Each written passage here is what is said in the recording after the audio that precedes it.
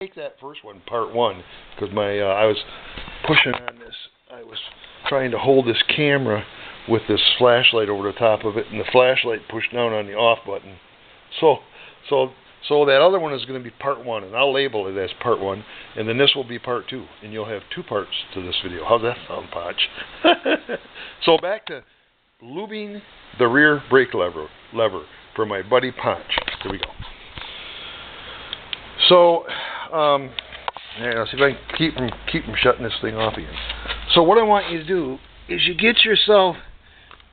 You see that these little. Most of these cans of penetrating oil will have like one of them little nozzly plastic tubes. Like right there in the front of that can of WD-40. You could use this WD-40 too. This stuff will work just fine too if you wanted to use WD-40. I like penetrating oil because it penetrates. That's what it's made for, is to penetrate. You want it to get right in there and just get right in there. So what you can do is just take some of that penetrating oil. You want to just spray it right down in. Like on this one, okay.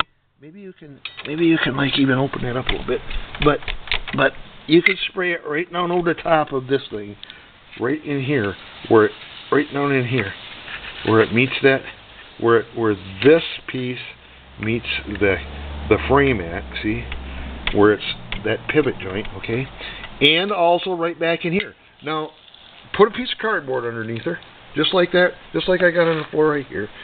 And don't be afraid. Don't ever be afraid to give it a good bath. All right. And while you're giving it a good bath, like this right here, watch. See that one right there? Only you're going to take that nozzle, that plastic nozzle, and put it in the end of the penetrator. And while you're blasting it, just move her up or down like that. Just pump her. Just pump her. Just pump her. Just pump her right up.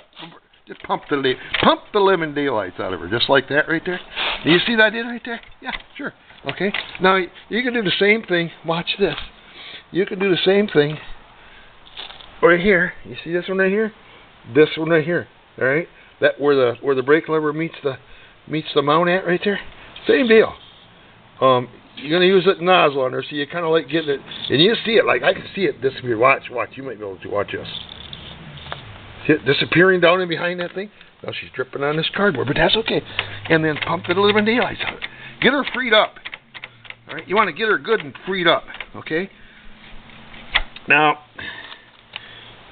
man, a lot of people are going to say, you're out of your mind, Puck. You're getting that thing all greasy and oily and stuff, but you got to remember something here. Ponch, you got to remember something. I'm a function over form guy. Everybody has their own personality type, okay? My personality type is I'm a function over form guy. I really don't care. You could tell by looking at this that I don't care if I have to go back over and wipe a little bit of stuff off like this right here.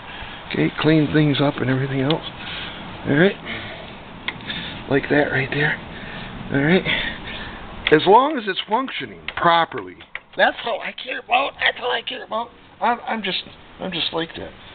Now, my wife tells me I got two-stroke oil in my blood because, man, I'll get going with this stuff, and if something's sticking like you're talking about, I'll spray it down. I'll give it a bath. I'll spray it down and I'll work it back and forth, and I'll make it so it does. And if it doesn't work, if I can't get it functioning the easier way, like I just showed you right there, then I start tearing stuff apart. What you don't want is you don't want that pedal being stuck down like that, because what that's going to do is just that little tiny bit of movement on that rod right there, okay? If that rod is being held up like that right there, that's putting pressure back here into this caliper, putting hydraulic pressure back into this caliper, and that's going to make those brake pads, instead of releasing the little tiny bit that they do release, it's going to make those brake pads kind of like rub a little bit more on that rotor when you're not applying the brakes, and that'll create heat, and then it'll overheat, and then the brake pads will stick to that rotor and turn that rotor cherry red, and you'll be smelling brakes burning and all that kind of stuff. So, and it'll lock up. They'll get so bad that they'll lock up and all that kind of stuff. So you want to listen carefully to what I'm telling you. You want that brake pedal. You want that brake pedal to just watch this. You want her to just snap right back up, just like that right there. Okay. Now, well, I'm not going to go into. Yeah, I think I will. Okay. You see this. You know, you've already been working on the master cylinder. Whoops. Up on the handlebars for your clutch. Okay. I know you have. I know you've been up there fiddling around. Now hold on here. Let me find this in my camera when I want to try to show it to you. Okay. You know how when you up on that handlebar, either the front brake here reservoir or the clutch, and this is the one that you've been working in, this clutch reservoir.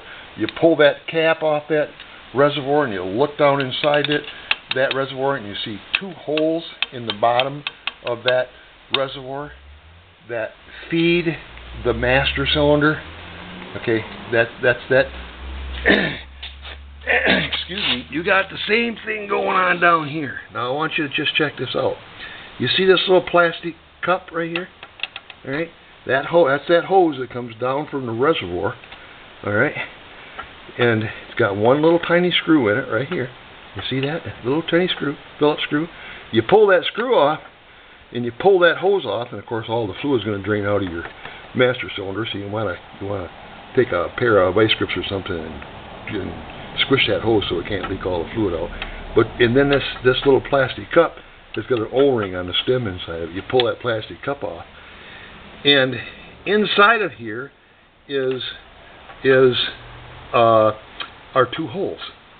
One of those little holes feeds into the master cylinder. So when your piston comes up, when this little rod goes up inside there, like that pushes that hydraulic fluid that's being fed through that hole, that pushes that hydraulic fluid through the line and puts pressure on them pistons in the caliper, and that's what causes your pads to squeeze against that rotor. Okay, now that's the big hole inside there that you'd see. There's a little tiny hole, just like in the master cylinder up above, up there. There's a little tiny hole right down in the very bottom of that. That's the back feed hole, and that little tiny hole can get plugged. And here's what happens: you push down on that brake pedal. My goodness sakes, I was on Zoom. You push down on that brake pedal and release it, okay?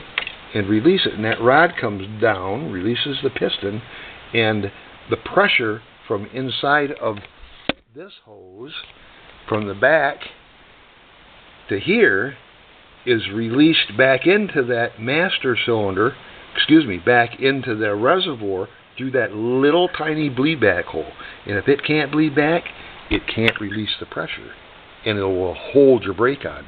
And now I'm telling you this because what with your brake pedal not coming up, okay, like that, and releasing that rod, okay, see how that rod is being released? If you release your brake pedal and it just stays there like that, it's holding pressure in that line, like I was telling you. Well, that little tiny bleed back hole,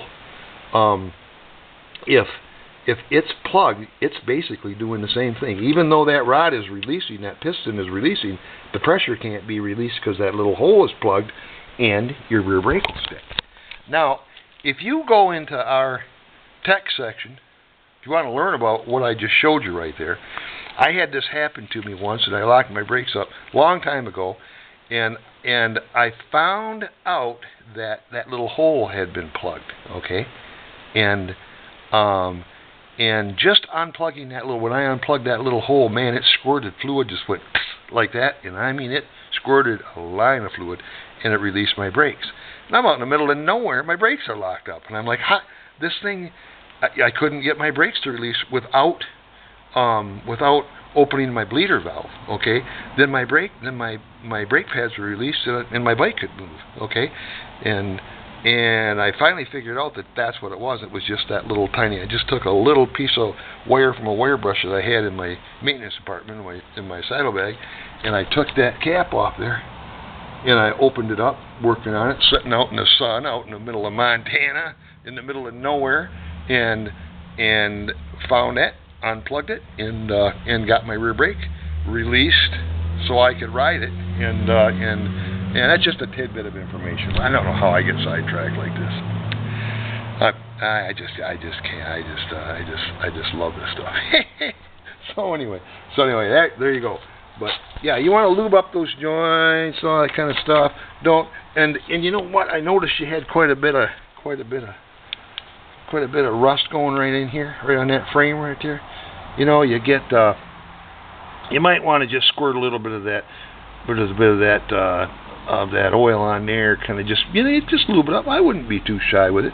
You could even clean that up with a little wire brush and take some spray paint and paint that up and kind of clean up so she don't rust out. You know, you don't want to rust her out. Wait a minute here. So anyway, I hope this helps. Yep, lube here. This one. Okay, there's a one pivot joint. See that pivot on there? Okay, get some lube on here. Pivot. Up on here is fine. Pivot it anywhere it pivots, and then back in here. And this one right here is probably back in this frame. Okay, from what I'm seeing on your little video there, I'm thinking that this one. Oh, I gotta get that.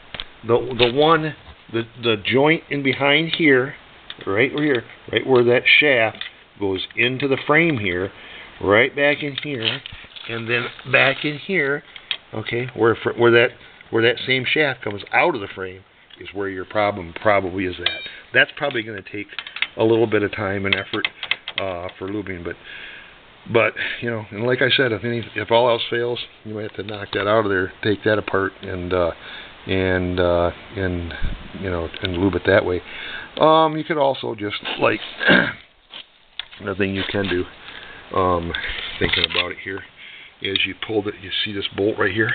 If you pull that bolt out of there, all right, and just you can take a flat screwdriver in, and just kind of put it in here and butt the end of the screwdriver with the back of your hand and open that up a little bit, and you may have to pull this apart. Now, you may have to pull this apart and get this piece off that shaft, and kind of knock that shaft, lube that shaft up, and then knock it in, and then squirt it down again and knock it back over, and just kind of work with it so it's good and free. And unless you want to tear it all apart and do it up with grease, that's really the proper way to do it. But a little more work. So anyway, I hope that all helped. All right, talk to you guys soon. Get out and ride.